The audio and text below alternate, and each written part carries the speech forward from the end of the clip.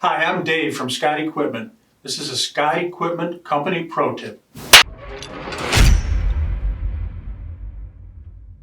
This is something that is not critical, but we need to be aware of in our automation world.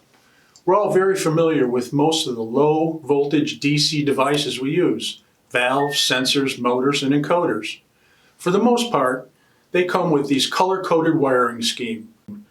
Brown is positive DC input, usually 10 to 30 volt DC.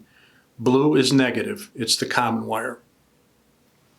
Black, white, pink, green, or any number of additional wires that are on the cable are for normally open, normally closed, NPN, PNP, analog outputs, testing, setting, and whatever yabba dabba do. One day you get a device that you need to work with. It only has a red and a black wire on it, not brown and blue that we're used to. As more regions in the world are making their own devices and machines, they have varying standards. The most common is using a red wire for the positive DC input and a black wire for the negative common.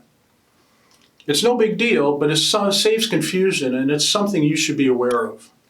There are charts available online for regional wiring, including IEC standards. Just refer to them if you have concerns.